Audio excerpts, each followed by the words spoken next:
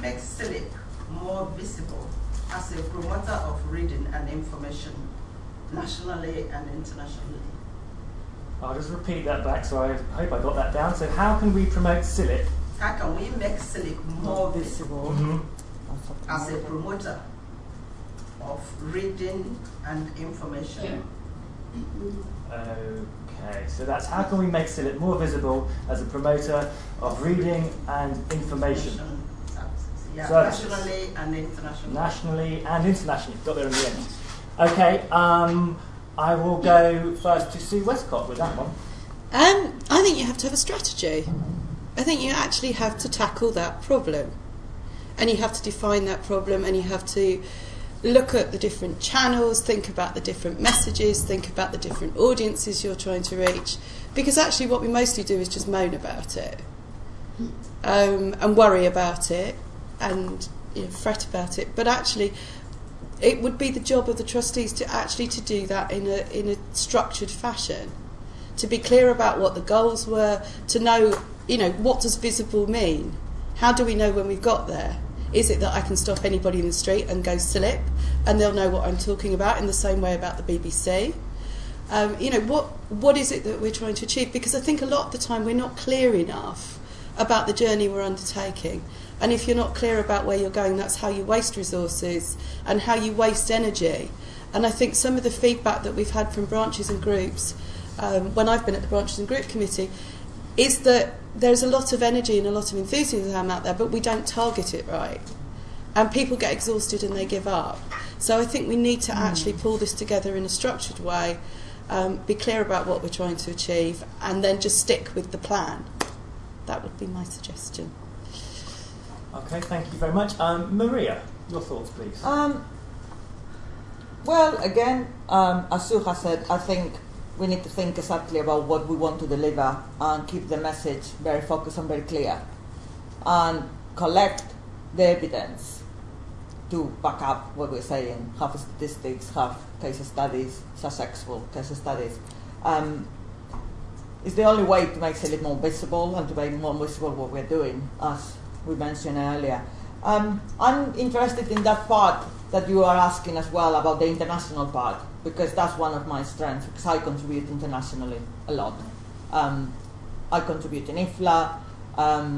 As I mentioned earlier, I sit on the management of Library Association session, and also I'm the founder and convener of one of the IFLA special interest groups, which I've been running since 2007. So I come across people from all over the world that are also IFLA activists.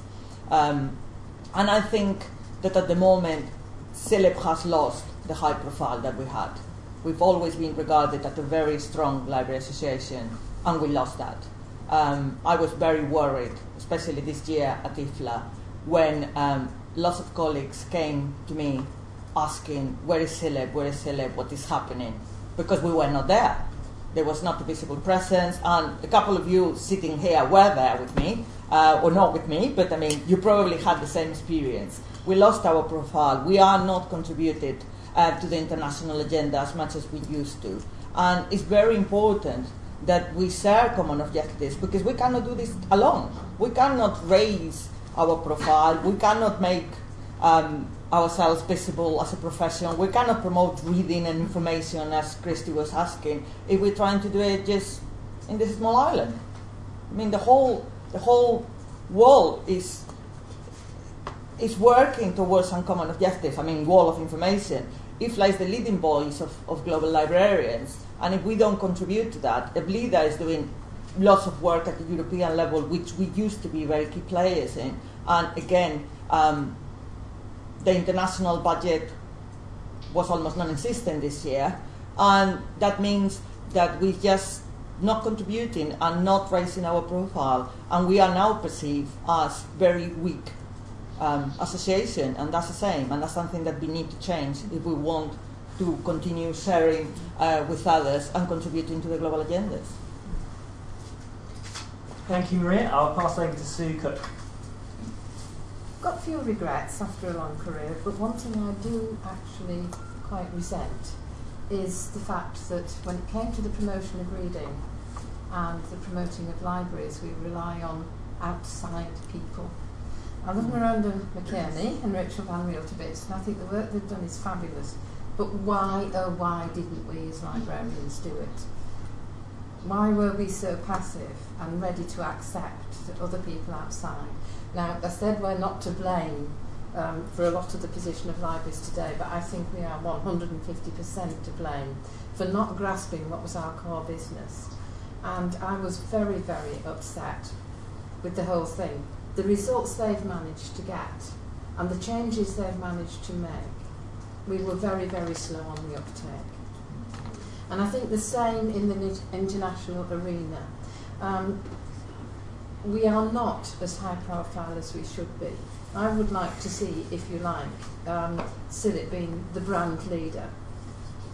And I think we have not, in the past, been good at picking up and running with opportunities.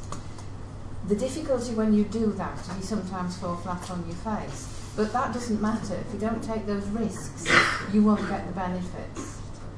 And as a profession, we perhaps are not risk-taking enough.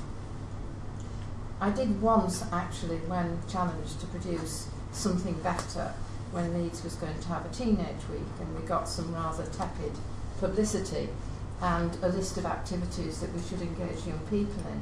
I turned the library over to the local schools for the week, and the first thing that appeared and was put in the front window was a custom-built Honda motorbike that somebody had decided to put there to bring the younger people in. We took a risk. We had live music. We risked upsetting people. We risked alienating our normal people that came in. And some of it was a success. The motorbike went down really well with the old guys that came in. The teenagers ignored it. The judo club went down very well with some people, but we had complaints about the noise and the fact that access to certain areas of the library weren't there. But we don't take risks. We don't nail our colours to the mast sometimes. And reading is our business as well as information. It's where we started, and it's the one thing that's been a common thread since the Libraries Act in the 1840s, and we don't make enough of it. I mean, Liz was saying earlier on about being passionate about libraries. I'm very passionate. This is why I stuck with them as long as I did. And I am not ashamed to say I think we failed ourselves and we failed our customers, and it's time we reversed that. Okay, I will pass over to Liz. Well, one of the things I think we're really guilty of is being incestuous. We have a great conference.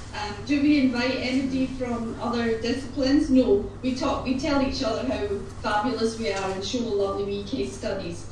I don't think we can get it right abroad until we get it right here first.